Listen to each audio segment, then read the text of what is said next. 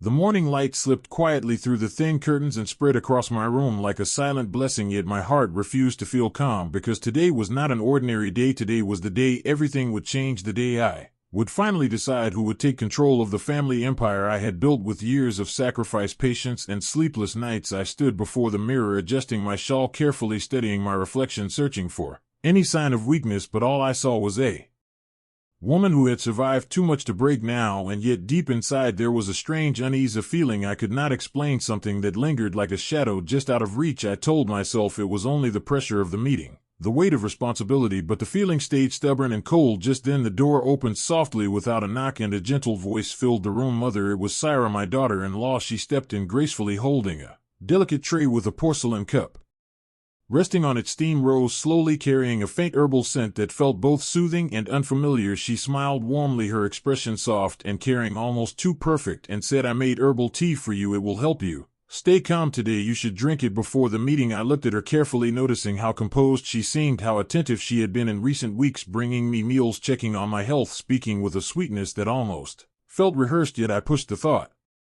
aside, because what kind of mother doubts kindness? I forced a small smile and reached for the cup. Our fingers brushed for a brief moment and her skin felt unusually cold. Despite the warmth of the tea, she quickly withdrew her hand and repeated softly, please drink it before you leave. Then, without waiting for my reply, she turned and walked out of the room, closing the door behind her with quiet precision. I stood there holding the cup, watching the steam curl into the air. My thoughts began to shift uneasily. Something about the moment felt wrong, not obvious, not loud, but subtle, like a whisper in the back of my mind warning me to stop. I shook my head, trying to dismiss the feeling, telling myself I was imagining things. After all, she was family, and family does not harm you. That is what I had always believed. I lifted the cup slowly, bringing it closer to my lips. The scent grew stronger, now slightly bitter beneath the herbs, but before I could take a sip, the door creaked open again, this time more hesitantly. I turned to see Ronnie, the maid, standing at the entrance, her face pale, her eyes filled with a fear I had never seen before. She rarely entered my room without permission, and never like this, madam, she whispered, her voice trembling. I frowned, lowering the cup slightly. What is it? She stepped inside, quickly glancing over her shoulder before shutting the door behind her, as if afraid someone might hear her. Then she moved closer, her hand shaking. Madam, please do not drink that tea for a moment. I simply stared at her, unable to process her words. What did you say? I asked quietly, my voice suddenly heavy. She swallowed hard, gathering courage. I saw Madame Syra in the kitchen. She was alone, and she added something to the tea. It was not herbs. Her words hit me like a sudden drop into cold water. My fingers tightened around the cup as my heartbeat quickened. Are you certain? I asked, my tone sharp, now searching her face for any sign of doubt, but there was none, only fear and sincerity. Madam, I have worked in this house for 10 years. I have never lied to you, she said, her voice barely above a whisper. The room fell into a suffocating silence. The ticking clock on the wall sounded louder than ever, each second stretching painfully long. I slowly lowered the cup and placed it back on the tray. My mind raced, trying to make sense of what I had just heard. My daughter-in-law, the woman who had been caring and respectful, who called me mother, who brought me tea with a gentle smile. Could she truly mean to harm me? It did not seem possible, and yet the unease I had felt earlier now grew stronger, darker, more real. I looked at the tea again, as if it might reveal its secrets, but it remained still, innocent on the surface, hiding whatever truth lay beneath. Ronnie stood frozen, waiting for my reaction, her breathing shallow, as if she feared she had just crossed a line that could not be undone. For a brief moment fear crept into my chest, cold and unfamiliar. I had faced business rivals, betrayals in the outside world, but never this, never inside my own home, never from someone I had trusted as family. But the fear did not last long, because something else rose to replace it, something stronger, something sharper. Clarity. My thoughts began to settle, my emotions pulled back into control. I had not built my life by acting on impulse. I had survived by observing, by understanding, by waiting, and this situation would be no different if there was truth in what Ronnie said. Then reacting too quickly would only destroy any chance of uncovering the full reality. I looked at her calmly, now my voice steady. Thank you for telling me you did the right thing. Relief flickered across her face, but the fear did not disappear. What will you do, madam? She asked softly. I turned my gaze toward the door where Syra had stood just moments ago, her sweet voice echoing in my memory, her cold fingers brushing mine the careful way she had insisted. I drank the tea, and suddenly everything felt different. Every small detail now carried weight, meaning, intention. I took a slow breath and straightened my posture, placing the tray aside as if nothing had happened. We will do nothing, I said quietly. Ronnie looked confused. Madam, I shook my head slightly, correcting myself. Not Yet we will watch, we will listen, and we will wait until the truth shows itself completely. She hesitated, then nodded, understanding that whatever was unfolding was far more serious than it appeared. I walked back toward the mirror, adjusting my shawl. Once again, my reflection stared back at me unchanged, yet everything inside me had shifted. The woman standing there was no longer simply preparing for a meeting. She was preparing for a battle, one that would not be fought with anger or confrontation, but with patience, strategy, and control. Because if betrayal had entered my home, then I would not chase it away blindly. I would expose it completely, and when the time came, I would make sure that those who believed they could deceive me would face the consequences of underestimating me. I glanced once more at the untouched cup of tea sitting silently on the tray, its steam now fading into nothing, and in that quiet moment I understood something with absolute certainty. Today was not just the day of an important decision, it was the day a hidden truth had begun to reveal itself, and I would not let it slip away. The meeting hall carried a quiet tension that settled into the walls long before I stepped inside, and as I walked through the tall doors, every conversation softened into silence because my presence still held weight even after all these years. Yet today I was not focused on authority or respect. I was searching for something else, something hidden beneath polite expressions and carefully chosen words. My eyes moved slowly across the room, observing every face, every shift of posture, every glance that lasted a second too long, and then I saw them. My son Adil standing near the window with his usual confidence, and beside him Syra, calm, composed, and wearing that same gentle smile that now felt like a mask rather than kindness. For a brief moment our eyes met, and she stepped forward gracefully as if nothing had changed, as if she had not stood in my room earlier offering me something that might have ended everything. "Mother, you look well," she said, softly, her voice smooth and controlled, and I returned a small smile that hid everything I was thinking. "Yes," I said quietly, "thanks to your tea." The words were simple, but I watched closely, and there was a flicker, a hesitation so small it could have been missed by anyone else, but not by me. Her expression shifted for just a heartbeat before settling back into calm, and in that moment my suspicion began to harden into certainty. We took our seats around the long polished table, and the meeting began. Numbers were presented, reports discussed, projections laid out with careful detail. Voices filled the room speaking of profits, expansion strategies, and future investments, but none of it held my attention because my focus remained fixed on them. Every time the topic of leadership surfaced, I noticed how Adil leaned slightly toward Syra as if seeking reassurance or silent approval. Every time the conversation turned toward control, her fingers tightened ever so slightly around the edge of her file. Her calmness was practiced but not perfect, and I could see the cracks forming beneath the surface. The more I watched, the clearer it became. This was not just ambition, this was planning, something deliberate, something patient, something that had been building long before today. A quiet realization settled in my mind like a final piece falling into place. This was never about care or respect, it was about power, and I had almost walked straight into their plan without question. The thought did not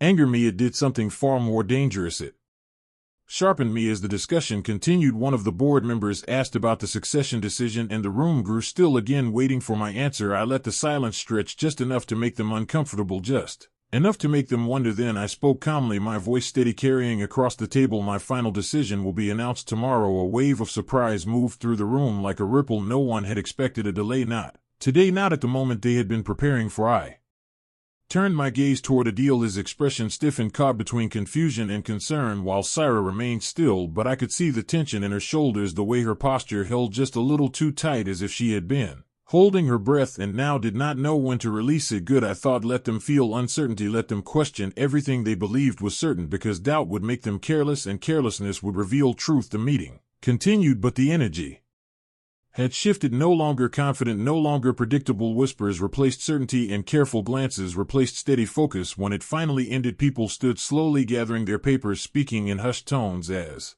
they left the room, but I remained seated for a moment longer, allowing myself to absorb everything I had seen, everything I had understood. This was no longer just a decision about business, this was about betrayal within my own family, and betrayal required more than reaction. It required strategy. One stood up at last and walked toward the exit, passing by Adil and Syra, who both turned toward me almost at the same time. "Mother," Adil began, his voice uncertain, but I raised a hand, slightly stopping him before he could continue. "Tomorrow," I said calmly, "all answers will come tomorrow." He nodded, though the confusion in his eyes remained, while Syra simply watched me, her expression unreadable, but her silence spoke louder than words. She was thinking, calculating, adjusting her plan based on what had changed, and that alone confirmed everything I needed to know. As I left the hall, I could feel their eyes following me, their expectations shifting, their confidence no longer as solid as it had been before, and that was exactly what I wanted. The drive back home felt longer than usual, not because of distance, but because my mind was working through every detail, every possibility, every step that needed to be taken. When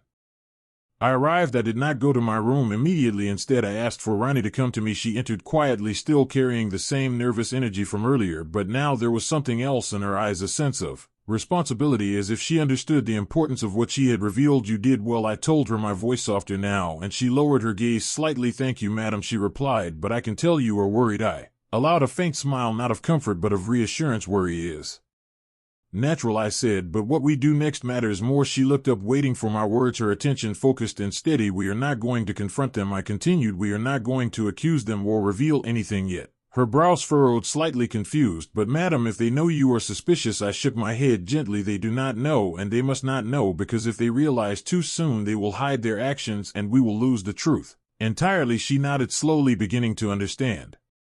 Then what will we do? She asked, her voice quiet but firm. I stepped closer, lowering my tone as if even the walls could listen. We will let them believe their plan is still working. We will let them think I trust them completely. And while they grow comfortable, we will watch every move, every word, every step they take. Her eyes widened slightly as the weight of my words settled in, and I could see both fear and determination growing within her. I will need your help, I added, and she straightened.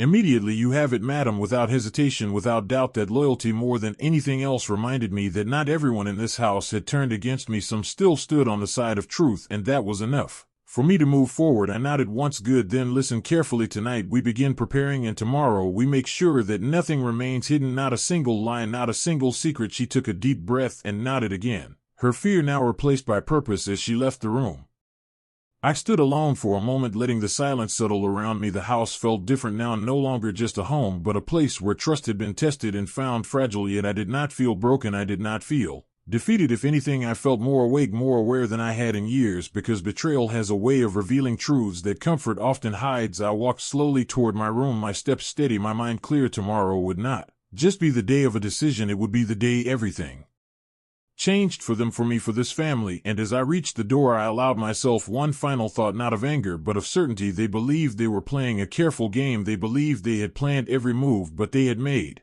one mistake. They had underestimated the person they were trying to deceive, and that mistake would cost them everything. The morning arrived with an unsettling stillness that wrapped itself around the house like a quiet warning, and as I opened my eyes, I felt the weight of everything that had begun to unfold the previous day settle firmly into my chest. Yet my face remained calm, because I had already chosen how this would be handled, not with panic, not with anger, but with patience and precision. I rose slowly, preparing myself as if it were any ordinary day, but nothing about this day was ordinary, because today the truth would begin to reveal itself completely. I stepped into the living room holding a file in my hands, creating the illusion of routine while my attention remained alert to every sound, every movement, every shift in the air. The silence in the house felt unnatural, almost staged, as if everyone were playing a role, waiting for their moment to act. And right on time, I heard soft footsteps approaching, measured, careful, controlled. I did not need to look up immediately to know who it was. Syra entered the room carrying another tray, the same delicate porcelain cup resting on it, steam rising gently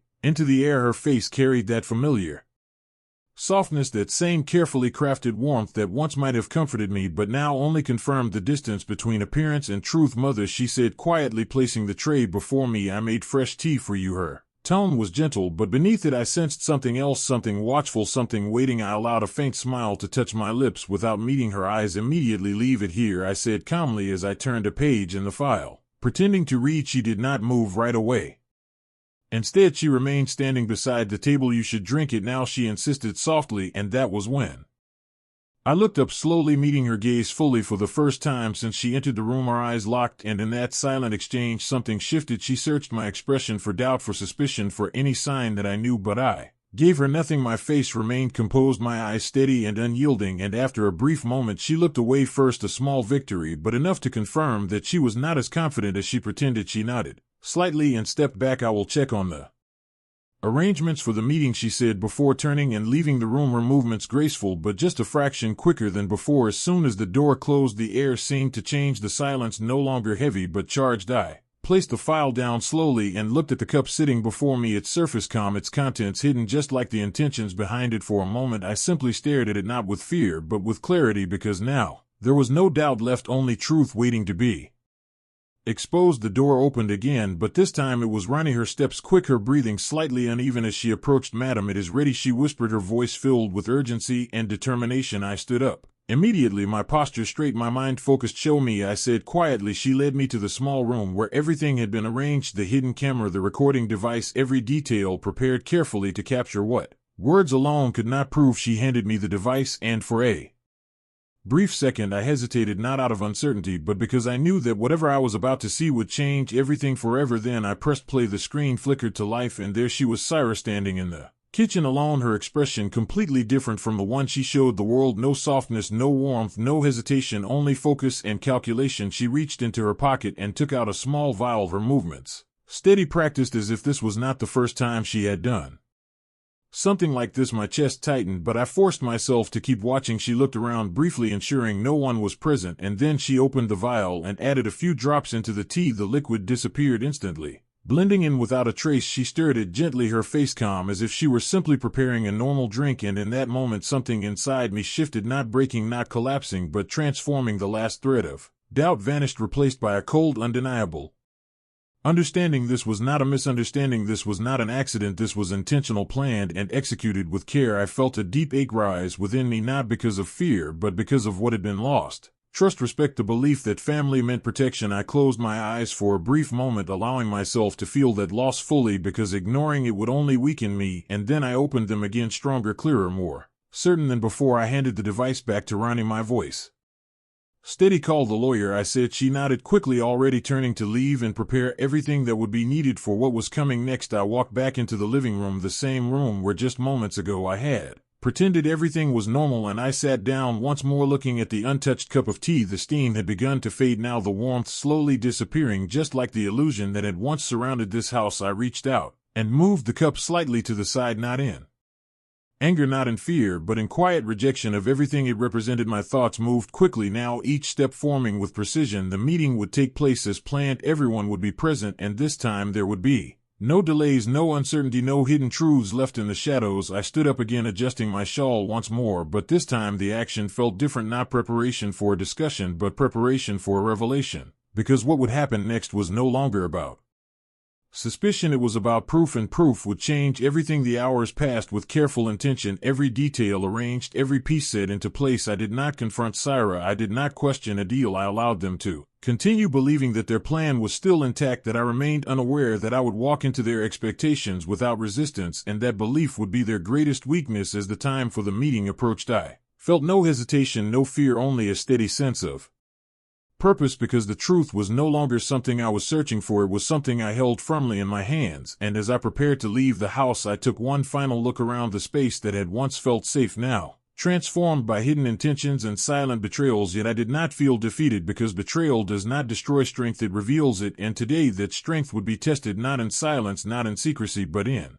the open, where every lie would be forced into the light and every mask would fall away. And as I stepped toward the door, I knew with absolute certainty that by the end of this day nothing would remain the same, not for them, not for me, not for anyone who had believed that deception could stand against truth without consequence. The final meeting began under a heavy silence that seemed to press against every wall, as if even the room itself understood that something irreversible was about to happen. And as I stepped inside, every conversation faded instantly, every eye turning toward me with expectation, curiosity, and a confidence that some of them still held, unaware that within a few moments everything they believed would collapse. I walked slowly to the head of the table, my posture straight, my expression calm, giving nothing away, because control in moments like this was not about raising your voice, but about holding your silence until the exact moment it mattered most. Adil stood near his seat, his face carrying a faint tension that had replaced his usual confidence, while Syra sat beside him, her hands folded neatly, her gaze steady, yet there was something beneath it, something restless, something waiting for confirmation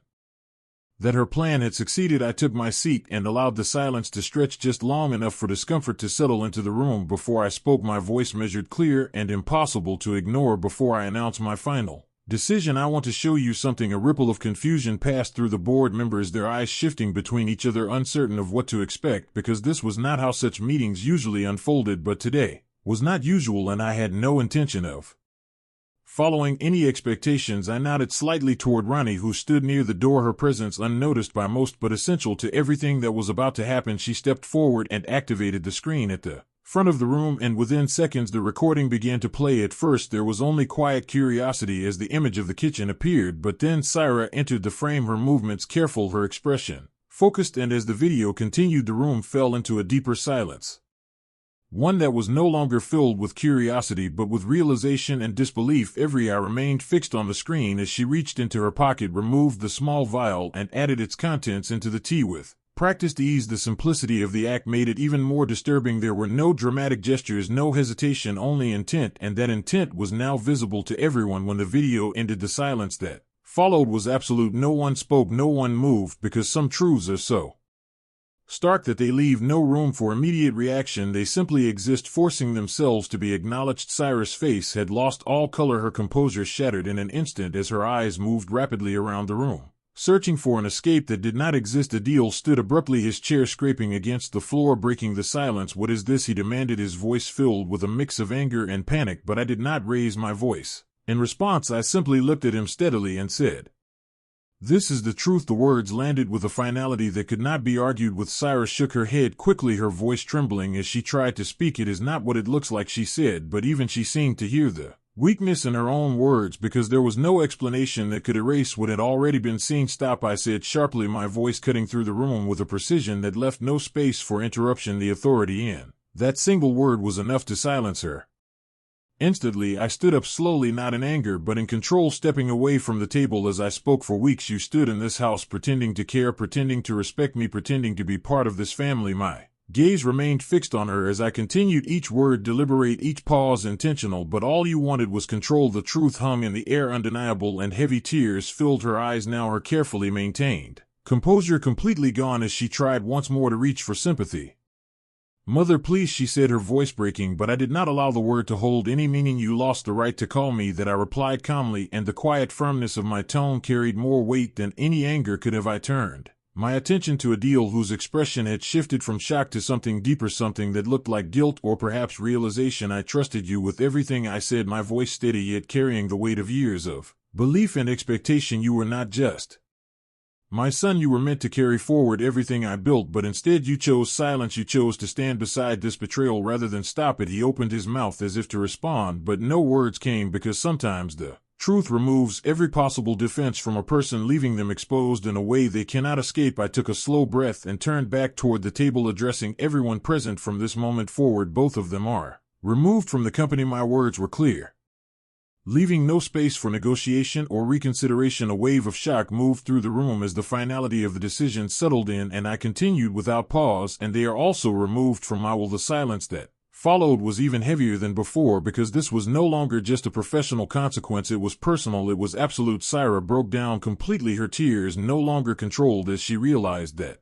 everything she had worked for, everything she believed she would gain, had been taken from her in a single moment. Adil stood frozen, his face pale, his confidence gone, replaced by the reality of what his choices had cost him. I looked at both of them, not with anger, but with a clarity that came from understanding exactly what needed to be done. "The greatest mistake you made," I said quietly, "was believing that I would not see through you, that I would remain blind to what was happening inside my own home." I let the words settle before stepping back slightly, because this moment was not about prolonging their humiliation, it was about establishing truth and ending deception once and for all. The meeting was effectively over, though no one moved immediately, because the weight of what had just occurred held everyone in place for a few seconds longer before I turned and began to walk toward the door, my steps steady, my posture unchanged. I did not look back, because there was nothing left to see, nothing left to question. Everything that needed to be revealed had already been brought into the light, and as I reached the doorway, I paused briefly, not out of hesitation, but to allow one final thought to settle within myself. Betrayal had entered my life in the form of trust broken within my own family, but it had not destroyed me. It had clarified everything. It had shown me who stood with truth and who stood against it, and in doing so it had given me something far more valuable than blind loyalty. It had given me certainty. I continued walking forward, leaving the room behind, along with the echoes of shock and regret, because I was not leaving as someone who had lost anything. I was leaving as someone who had protected everything that truly mattered: my integrity, my strength, and my ability to stand firm in the face of deception. And as I stepped out into the quiet hallway, I felt no burden, no doubt, only a calm understanding that justice does not always need to be loud or vengeful. Sometimes it is simply the act of revealing truth and allowing it to take everything from those who believed they could hide behind lies, and in that moment I knew that what I had done was not just an act of defense, it was the sweetest form of revenge, because it was complete, it was undeniable, and it was final.